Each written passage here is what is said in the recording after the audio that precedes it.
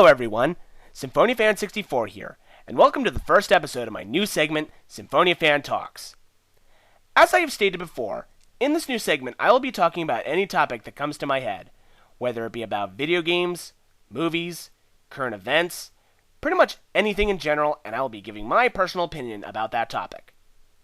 Well, at the end of my previous channel update, I had said that the first episode of Symphoniafan Talks would be about certain devices or codes that make our way of playing video games fun and easier, and if they are bad or not to use. Well, if you hadn't guessed it by now, I'm going to be talking about cheating devices, such as the Game Genie, Game Shark, and others of the like. Also some pretty famous cheat codes.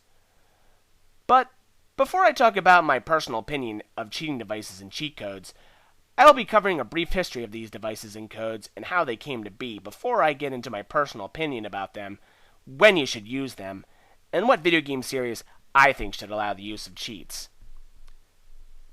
For those of you who grew up in the NES days, you probably think that the first use of cheats in video games started here with this thing.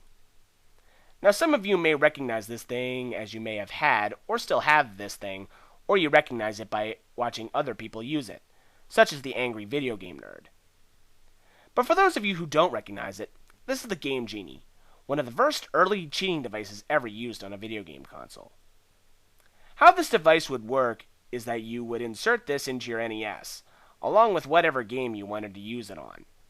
Then, you would be taken to a list of games to choose from, where you would scroll down and find the game you wanted to use the cheats on. Once you found the game, you would then have to input a certain code into the specific cheat you wanted to use. This code would serve as a kind of key that enables that cheat to be used within the game.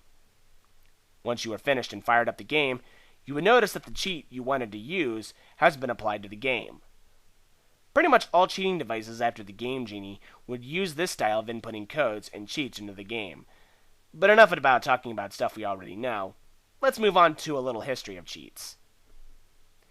Now, as I had said, many of you probably think that the real use of cheat codes and cheating devices started during the NES era of gaming, where popular codes such as the Konami code, the Justin Bailey code, heck, even the Game Genie were used.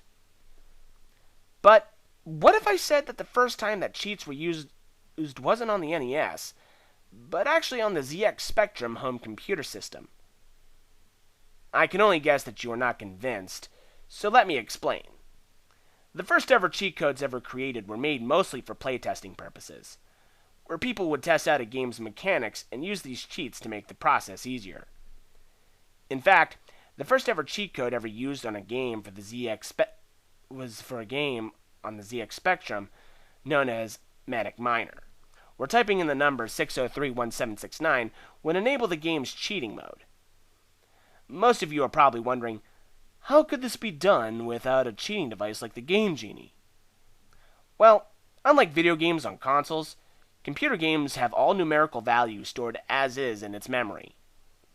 Gamers, before even launching the game, could reprogram certain memory addresses within the game to be awarded with certain amenities, such as infinite lives, ammo, currency, the list goes on. These were done through means of poke statements, and no, I'm not talking about the pokes you get on Facebook. What a poke statement is that it's a short stream of numbers, where the first number is the address of the memory, and the second number would be the new value.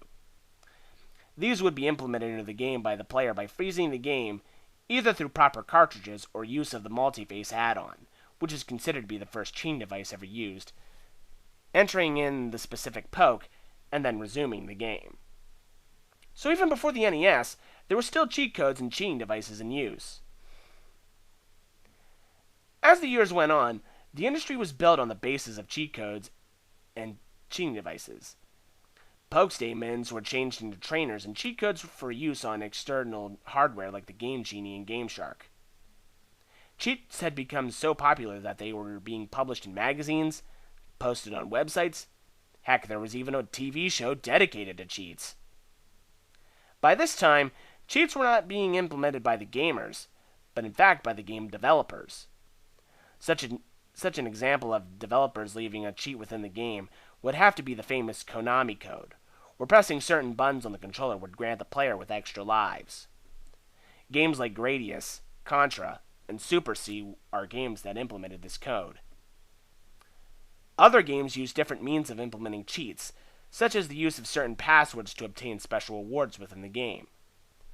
The most famous of this kind of cheat is Metroid's Justin Bailey code, where upon entering the code, Samus would be wearing a swimsuit instead of her normal power suit, and would also be equipped with most, if not all, the power-ups in the game. Other games, such as the Castlevania series with the Help Me password, and the Mega Man series with the player using a specific password to bypass most, if not all, of the game, would also use this style of cheating.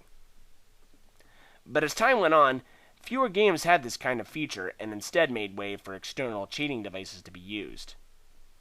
Nowadays, the most common way of cheating on a video game console is through means of an external device known today as the Action Replay, while computer gamers would use certain programs, like Homebrew, to add cheats or mods to a game.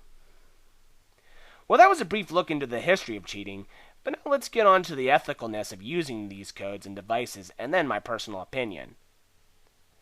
Pretty much, if any gamer would be caught using cheats, they would automatically be labeled a noob that has no skill whatsoever. Hardcore gamers think that a game should be fun while having some challenge to test the skill of the player, and to use cheats automatically takes any challenge away and leaves the game dull and unenjoyable, and that the best way to play any video game is to play it fairly. Well, this is true, and I would have to agree with this statement. A game should be fun to play as it is, easy to start out with, while it gets more challenging as the game progresses. But let's look through the perspective of the person who is using cheats. Let's say you're playing a game that you really enjoy playing.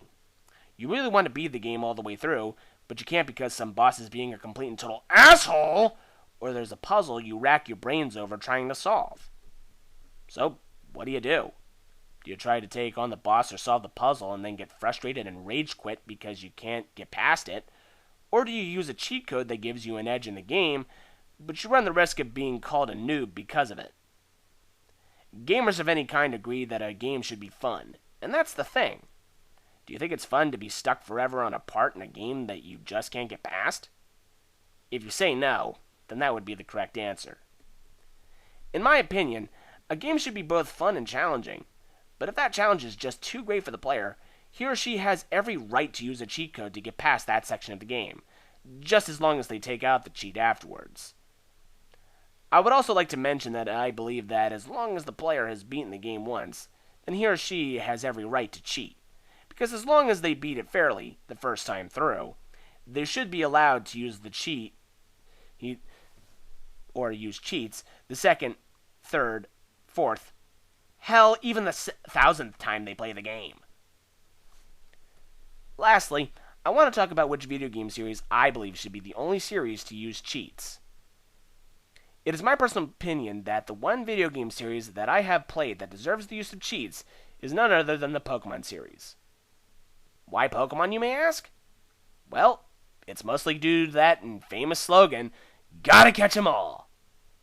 Let's face it, today it's practically impossible to catch 'em all, what with there being at least 650 different types of Pokemon, and several more on the way with the new generation coming out next month. But even back then, it was hard to get even the first 151, seeing as Pokemon varied depending on which version you had, and Mew was only obtainable through means of a glitch.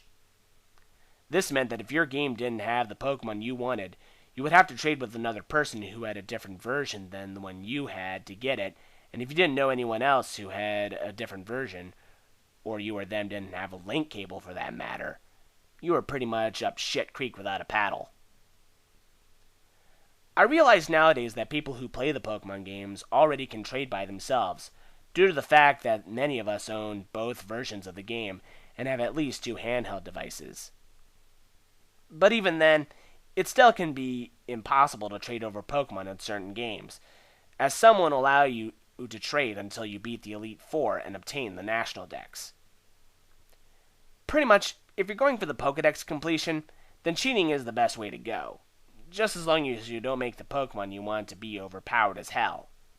I don't want to be seeing your level 100 shiny Charizard that you cheated to get, you stupid noob.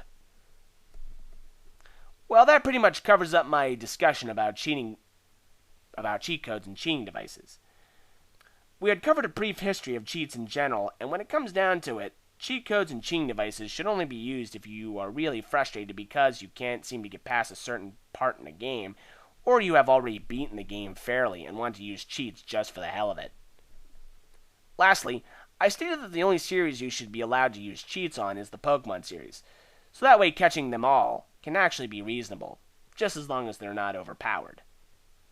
Well, that about wraps up the first episode of my new segment. Join me next time where I talk about another random topic that comes to my head. Until then, this is Symphoniafan 64, signing off.